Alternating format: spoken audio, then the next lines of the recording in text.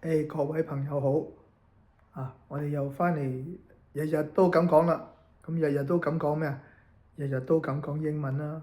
喺國外呢，咁我哋要好開心咁去練習英文，咁先至會有進步㗎。咁以前就講過，我哋都會出行㗎。出行可能就會去第二個城市，就會坐飛機。咁上次講過有關攞行李等等啦。今日就講下攞咗行李，咁出飛機場咧就要搭巴士啦，搭公共汽車啦。咁我哋就用英文問咯喎，巴士喺邊度啊？Where is the bus? Where is the bus? Where, W-H-E-R-E 係邊度咁解？ Is the bus? Bus 係巴士 B-U-S。 Where is the bus? 就係邊度係巴士站啦。其實可以叫 bus stop 嘅巴士站，但係大家都會明㗎啦。Where is the bus? 咁然後呢，如果有人真係願意幫你係飛機場工作人員，你當然可能可以講 Take me there, please。咁 Take me there, please 就係請你帶我去嗰度啦。咁樣就係都可以嘅。不過一般人哋都未必會帶你啦，可能要落一層樓嘅。所以呢，佢可能會答It's at level one. It's at level one. Go down the escalator。咁即係話喺 level one, L-E-V-E-L one 係1、2、3個1，係第一層。Please take the escalator。就係呢個升降電梯。咁escalator。咁你記住先啦，因為唔使記住點樣串啦。好啦，咁然後呢，去到巴士站啦，咁可能你會問下人要幾多錢準備啲錢，咁你就話 How much to downtown? How much to downtown? 去到 downtown 要幾多錢即係嗰啲巴士飛啦。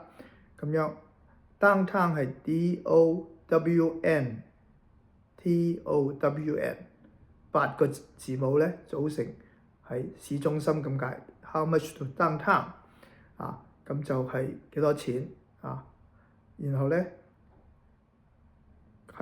如果到車個站嘅時候咧，你就可能要叫落車咯喎。咁我諗你要撳掣嘅咁但係如果萬一可能你仲想同司機講一講呢個站唔係好多人落嘅咧。你就話 Stop here, please. Stop, S-T-O-P. Stop here 呢度 H-E-R-E。咁當然你唔係即刻叫佢剎車啦，係呢個站落車你就 Stop here, please，即係預先要講啦。喺呢個站停車。其實可以講 Next stop, please。下一個站停車，即係下一個站你要提早行出去通知佢啦，同埋撳鐘仔啦咁所以呢個就係去搭巴士嘅需要嘅知道嘅嘢好啦，咁可能你去到呢，你就要住旅館喎，係咪？咁住旅館，咁你去到個旅館嘅前台嘅時候咁你都揾到前台啦經過個旋轉門或者經過個門入去呢，揾到前台嘅時候，咁你將你啲證件拎出嚟咁你就話 check in please。 check in please。 C-H-E-C-K in I-N check in please。 please there 請你幫我辦你入住手續啦。咁就係咁樣。咁然後佢梗係問你啲嘢啦，咁你俾第二個證件俾佢，咁就係 My name is Wai-man Wong。咁My name is 你個名我呢度就叫 Wai-man Wong 啦咁就係黃偉文咁解。咁然後佢同你搞掂咗啦，即係check 過你嘅證件啦，咁然後咁你就問佢佢就俾條房卡你啦，或者俾條鎖匙你，咁你就順便問佢：我個房間喺邊度啊？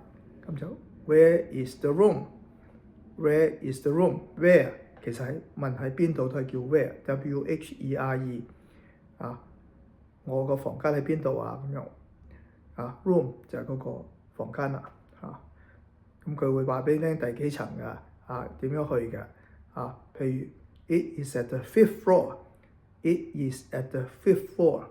咁嗰個房間 It is 係第5層 5th floor。咁唔係叫 5th floor 嘅。平時講1、2、3、4、5咧，個5咧係 five，F-I-V-E， 但係今次係 fifth，F-I-F-T-H， 所以你記住咧，指第5層咧就叫 fifth floor 咁樣，咁你就知道喺第幾層啦。咁當然咧，你可能咧仲要上網喎。咁成個酒店嘅上網咧，你就問佢 WiFi password please。WiFi password please。WiFi 就係嗰個無線上網嗰個網絡嗰個 password P-A-S-S-F-O-R-D 咧就係嗰個密碼啦。WiFi password please， 咁就係無線上網嘅密碼咁順便你又問下佢 Where is the elevator？ 重複都係 Where is 喺邊度嗰個升降機喺邊度 ？Elevator E-L-E-V-A-T-O-R elevator 升降機喺邊度咁然後咧，如果係比較細嗰啲有時你喺嗰啲 motel 細啲嘅客棧住咧，你需要多一套毛巾咧，就 I need more towels。I need more towels。我需要多啲毛巾，或者 I need one set of towels。T-O-W-E-L-S 或者 T-O-W-E-L towel 就係毛巾。咁如果要一套咁就淨係 towel 啦。I need one set of towel。One set 就係一套。I need more towels。I need two set of towel 就2套毛巾。咁所以咧呢啲都係會用到噶啦。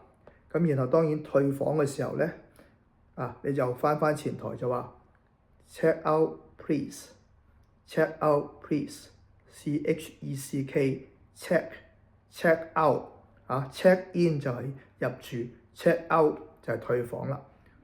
當然我哋全部今次都係將個 please 擺喺後邊，就唔係 please check out。咁check out please，check in please， 其實都係一種感謝，即係禮貌嘅做法。好啦，咁今日就差唔多啦，呢度講到今日加01咧就係話咧，你咧其實咧就要睇下譬如話同個孫或者同啲細路仔講下英文，聽佢講英文同佢簡單對答，咁就會學到嘢，習慣咗聽英文好開心。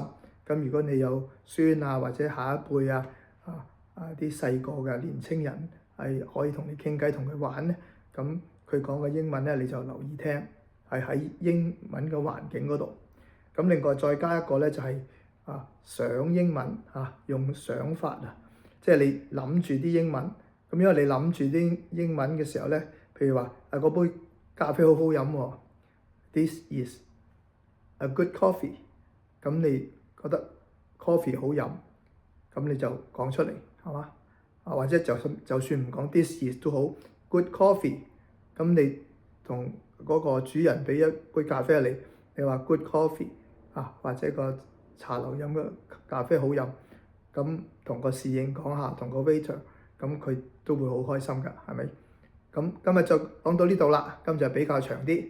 好，下次再見。如果啱你用嘅咧，就分享俾第二個打下個鐘仔，同埋咧同我撳下個訂閱 subscribe。